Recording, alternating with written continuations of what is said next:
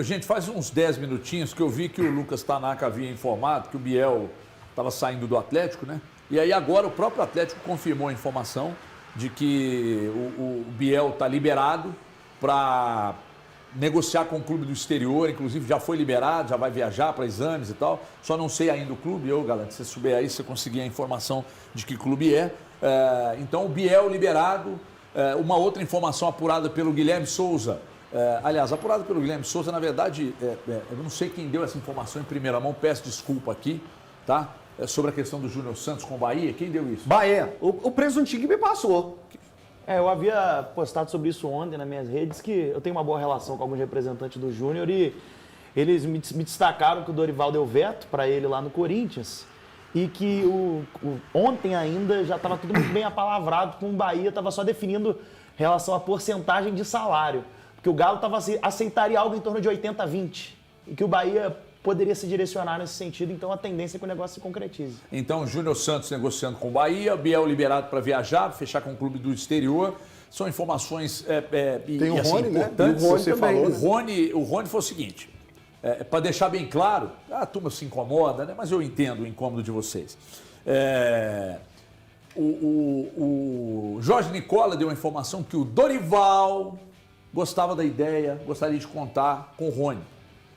Eu acordei com o meu telefone tocando no sábado, dizendo, apura daí porque o Rony está vindo para cá. Uma pessoa do Corinthians me falou, o Rony está vindo para cá. Eu falei com uma pessoa do Atlético que me disse, sim, nos procuraram e iniciamos uma negociação. Um pouco mais tarde, uma outra fonte me disse, está caminhando muito bem, prestes a bater o martelo. Porém, a repercussão negativa, e todo mundo sabe que clube sem personalidade depende muito... Não vou dizer clube sem personalidade, não. A maioria dos clubes, às vezes, lançam uma notícia para sentir a temperatura. A repercussão negativa, torcedor do Corinthians meio incomodado com a possível ida dele para lá, e do Palmeiras dizendo que seria traição, e isso meio que deu uma segurada no negócio. Se vai acontecer, eu não sei. Fato é que, depois de tudo isso, eu consegui contato com uma outra quarta pessoa que me disse, vai dar certo. Agora, eu tive o cuidado de não cravar em momento algum. Porque um dia o Alexandre Matos disse que o Dudu estava contratado e ele era diretor do Cruzeiro e o negócio não aconteceu, eu do lado de cá que não vou cravar. Então tive cuidado de falar, está prestes a acontecer, mas aí a repercussão negativa deu uma brecada. Aí depois, não sei se foi o Frossá, acho que foi o Guilherme Frossá, disse assim, o negócio pode caminhar depois do clássico. Ele até estava na relação, mas nem entrou em campo. A princípio me falaram que ele nem iria para o jogo, mas essa repercussão toda aí, não ir para o jogo poderia ser a chancela de que realmente tem negócio. Levaram, mas não entrou em campo. Então eu não sei para onde vai caminhar. São boas notícias para o torcedor do Atlético, porque existe um ranço natural com o Rony. Eu adoro o Rony, mas existe um ranço natural. Ele não vai ter sossego para jogar no Atlético, não vai ter. O Biel, por razões óbvias. O Júnior Santos, por razões óbvias. Então o Atlético vai dando uma limpada, trazendo peças novas. O Atlético que, aliás, tem ido muito bem ao mercado, muito bem, principalmente naquilo que eu falei aqui na sexta-feira. Tá torcendo para tese. Não, mas é bom a gente acertar de vez em quando, porque quando o Erson toma uma porrada, falei, o Galo ganha 2-1 e o jogo vai ser muito pelas laterais. E foi principalmente pelo lado esquerdo, porque pelo lado direito perdeu o Preciado. Não é calma aí que você vai falar mesmo. Você tá parecendo o Elton Novaes. Você tá sofrendo de ejaculação precoce aí.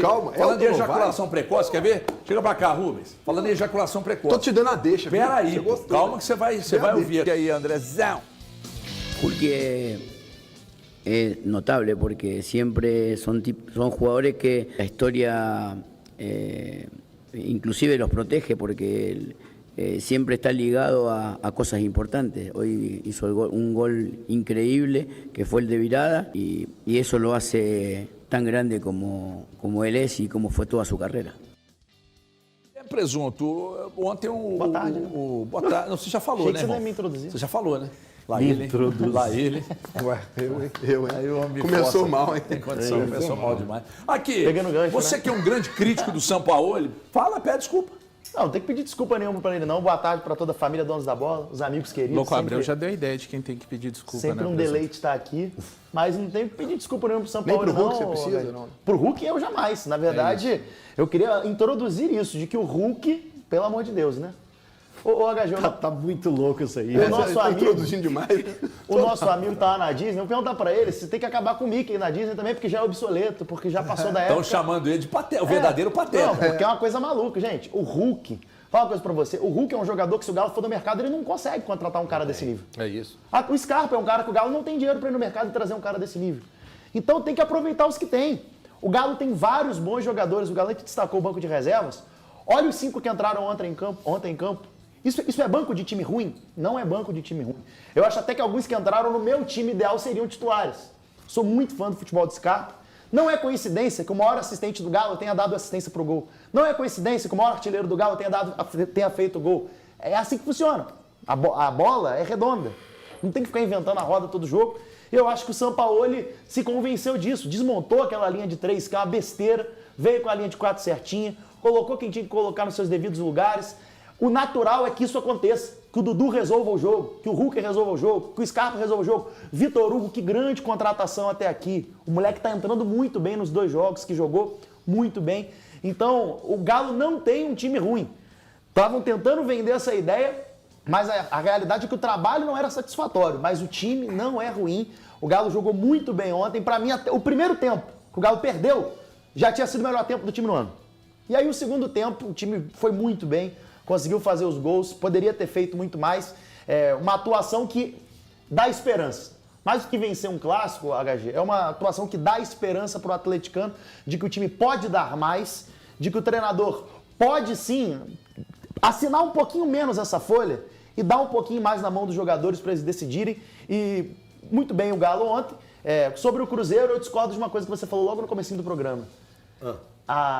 Eu falei ou que o El? Você falou. Como você ousa discordar de mim? Quando Tô você brincando. passou pro Valu, você sentiu que uma coisa mudou, a postura. Eu discordo. Eu acho que essa postura, como você gosta de falar, pau mole, essa postura pra mim é uma herança do ano passado. A postura de Palmolice do Cruzeiro? Pra mim, sim. É herança do ano passado. Léo Jardim era assim. Cara, em alguns jogos o Cruzeiro teve essa Aquele postura. Gestuais. Um time que institucionalizou o discurso de que não dá pra ser campeão, a vaguinha pela Libertadores, e por isso, quando foi brigar pelo título, pra ser campeão você tem que querer demais, HG. Mas o Cruzeiro Você tem que não ser queria? campeão. Não, o discurso era, irmão, parecia que tava mas esse discurso era pra tirar a pressão, que não era tava não pressão. mostrando a cruz pro diabo Objetivos. quando perguntava sobre título pro Jardim. Eu acho que era pra tirar a pressão. Eu acho que foram objetivos. O Cruzeiro traçou um objetivo no início do Campeonato Brasileiro, que era voltar à Libertadores. E ele alcançou. Quando chegou à reta final, aí era vencer no campo para pegar e diminuir a diferença. Porque existia uma diferença. Eu não acho que o Cruzeiro foi da maneira que o Pré colocou, que não teve essa intensidade em vários jogos. O Cruzeiro pode ter pecado em um jogo decisivo, que foi o jogo contra o Corinthians no Mineirão. No Mineirão. Que o Cruzeiro de verdade que a gente acostumou a ver na temporada passada foi o Cruzeiro que jogou na Arena do Corinthians. Então eu não vejo que o Cruzeiro foi essa palmolice que você está falando. O time era bem treinado, o time estava jogando bem, os jogadores estavam vivendo bons momentos, porém, para mim, eu acho que faltou até fé em si próprio. Eu acho que em vários momentos grandes os jogadores batiam tanto na tecla. Não, a gente não briga pelo título, a gente não briga pelo título, a gente não briga pelo título. Que eles internalizaram de que não seriam capazes. Eu acho que está herdado isso é uma pressão. maneira de você tirar a pressão. É Eu óbvio, acho que estratégia. isso, né? É uma estratégia, tipo, E é aí válido. vai chegando, de válido. repente você é campeão, beleza. Cara, eu não vi- Se não é, Eu olha, não atingimos o via dessa objetivo. forma. Eu não via dessa forma. Eu via forma. como algo internalizado. Eu não via como jogar pressão pro outro lado. Sobre o jogo eu de via ontem. como algo internalizado. Agora, E pra mim isso foi mantido pra ontem. Pautou Tá, aqui, só voltando aqui, para ó. o jogo de ontem, que eu acho que é um debate interessante. O Valu chamou a atenção que o Atlético, das 20 finalizações, o Atlético finalizou 14 vezes de dentro da área. Aí eu fui pegar outros números e achei muito curioso. O Atlético desarmou 16 contra 10. E foi em um desarme que o Atlético chega ao primeiro gol. Né? Correto. Interceptações, Não, 2, né? interceptações Vamos considerar os foram dois, 9-6. Foi numa interceptação que o Atlético chega a um dos gols. Agora, recuperação de bola. Uma coisa que a gente sempre chamava atenção na equipe do Atlético, e isso há muito tempo, foi a postura, a capacidade de brigar, a capacidade de ser físico. O Atlético teve recuperação de bola 47-32. E isso mostra muito da postura, muito da intensidade que o Atlético propôs, muito daquilo que o Atlético precisava fazer. Eu concordo com o Presuntinho sobre resposta. O Atlético precisava de uma resposta, precisava ter uma partida para chamar de sua. Ele falou, o Atlético fez o melhor primeiro tempo do ano. Olha só, O Atlético perdeu para o Cruzeiro no primeiro tempo e o Atlético fez o melhor primeiro tempo dele no ano. Concordo.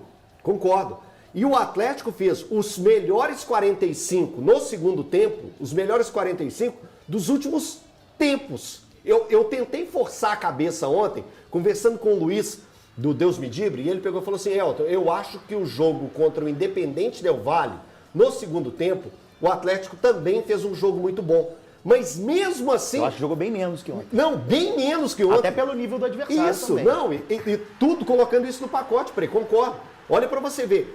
A temporada passada, o ano inteiro do Atlético passado, não fez um jogo o Atlético como esse. não fez um jogo como o de ontem. Fez. Como o de ontem. E o jogo é importante porque a gente estava falando sobre o Sampaoli mudando as peças. O Sampaoli está conseguindo tirar um pouco dos jogadores de 2025 ou de 2024 que pareciam não entender o que o treinador pedia. E já está acontecendo as mudanças. Ontem entrou o Preciado como titular, o Lodi como titular, já tinha o Vitor Hugo como titular dessa equipe, o Dudu jogou muita bola, então, na medida do possível, teve o Maicon, também outro contratado, né, Breno? Para a temporada atual, que também fez um bom jogo. Então, ele está tentando mudar os rótulos que foram colocados nesse Atlético. E isso pede tempo. É claro que a pressão vai existir em cima do Sampaoli, assim como ela vai existir no Tite.